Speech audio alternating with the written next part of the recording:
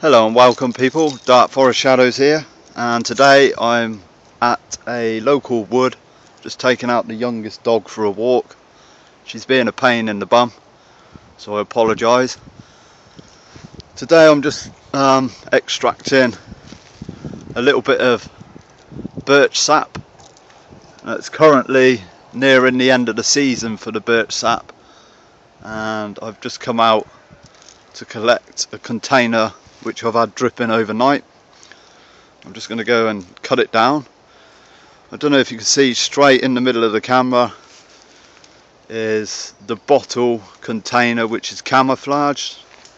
The two reasons is the camouflage and also to protect the birch sap from sunlight, give or take the weather. So I'm just going to cut this down, bear with me.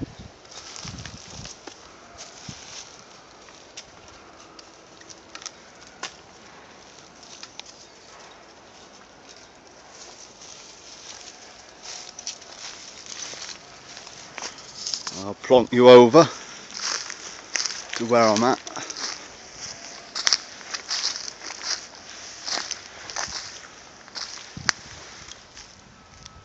I'll sit you down here. What it is, I've got the mess tin set up. So yeah, two examples. This one here looks a bit messy. A few bits of stuff in there. But by protecting it from the sunlight, you don't get the darker tinge, even though the sap has a natural tinge to it. Now, this bottle was on another tree, unprotected as an example, and you can see the variations in colour, a lot darker and a lot clearer. I'm just going to whack this into the old mess tin.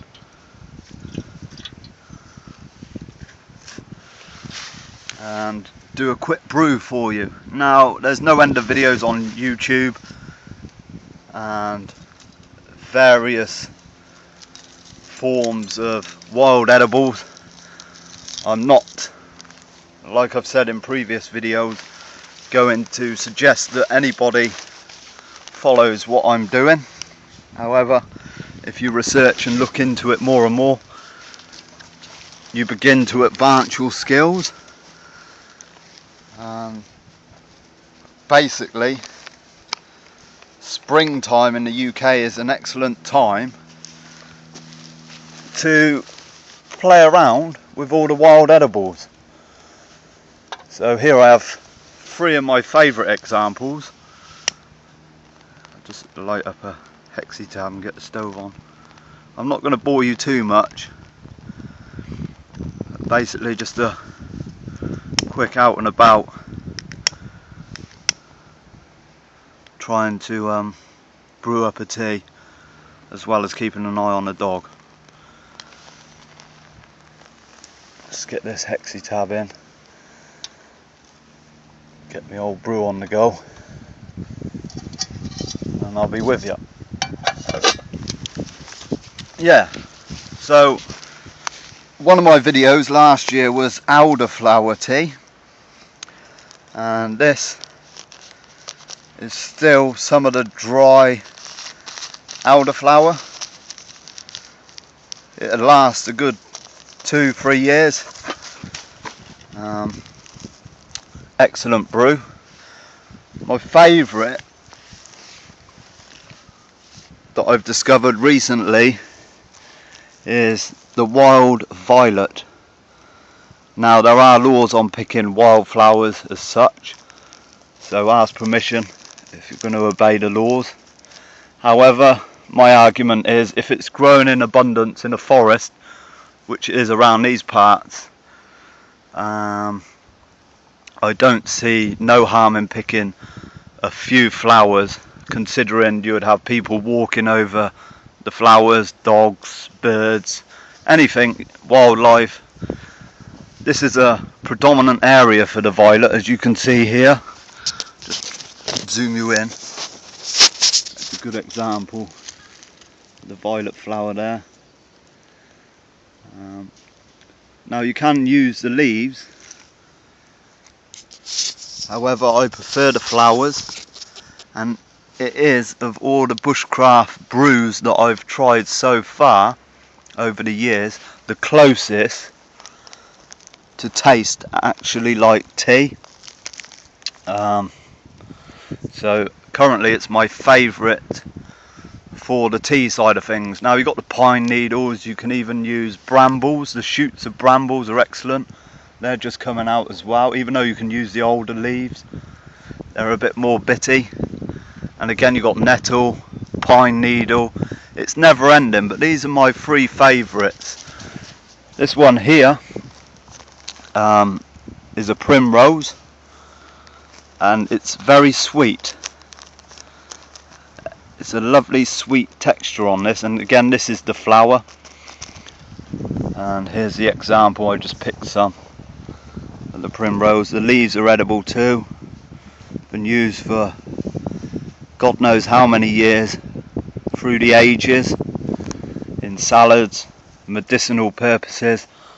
Again, it's how far you look into the tea side of things and the medicine, the herbal. I'm not going eco or nothing, I just thought I'd come out. I do the birch sap every year, and around my area you got different places where the sappers start producing sooner than others, but I do like it, and I have been looking into doing the syrup, which takes a lot of sap. So in a survival situation, it's one of your main sources of sugar, as well as wild honey, which you can obtain. I mean, just looking around, it's a grotty, so to speak, patch of woodland. It's quite a vast area, but again, I'm just in amongst hazel, alder and birch in this particular area. So it's nothing too spectacular. However, for the hunting side of things, again, if you was out, you would be able to monitor and watch the birds to see where they're nesting up, and then you could mark out where the birds are nesting to obtain the eggs. And again, you'd have to research and work deeper into the breeding seasons of particular species of birds. So yeah, there's a lot to it, and the more that you're out and about doing it, the more familiar you become, and a lot of it is trial and error, but also society is pushing you towards the more synthetic, commercial, industrial scale of food, and particularly water. I've taken people out and I've drunk from fresh water spurs that are totally safe to drink. However, friends, colleagues would just look at me as like being completely crazy, because they're so accustomed to drinking out of a tap. And when you look at all the chemicals they're putting into our water, it's pretty sad in one way. That's why I'm out, like a lot of people, doing this stuff. Again, it's not about views, it's more about pastimes, hobbies, interacting with nature, because I believe we're all part of nature. Anyway, my brew's going, so I'm going to wrap it up. I'm going to do a combination of 3. I'm going to do a little bit of primrose,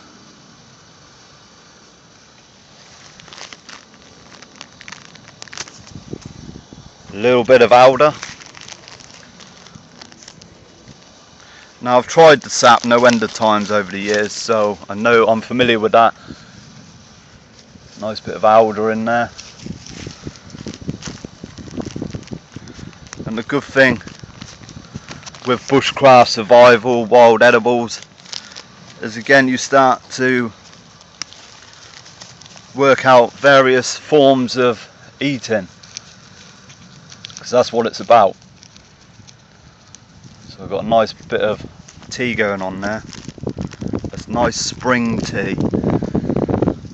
And again, I'm sorry for babbling on and boring you. However, I guess it's who I am and what I'm about. Give this a bit of a stir. Now, I'm not too fussed about straining the tea. I just drink it as it is because it's all good for you. Again, I believe in just a few germs, builds up the immune system. But yeah, this is a lovely steaming brew, very colourful, and I guess once you dried out your teas in the heart of winter, it's a nice refreshing colour because it's pretty bleak. It becomes more and more scarce. But yeah, that's a lovely looking brew there. Tip that in. You can see the colour already. I'm not even looking at it, sorry. Just tip some of this back out and you'll catch the colour. It's a very yellowy colour already. So that's all the pollens and the goodness from the flowers. But yeah, I'm going to wrap this one up. Apologise for the camera work, but yeah, thanks for your time. Hope you're all well, and I'll catch you later. Till next time, goodbye.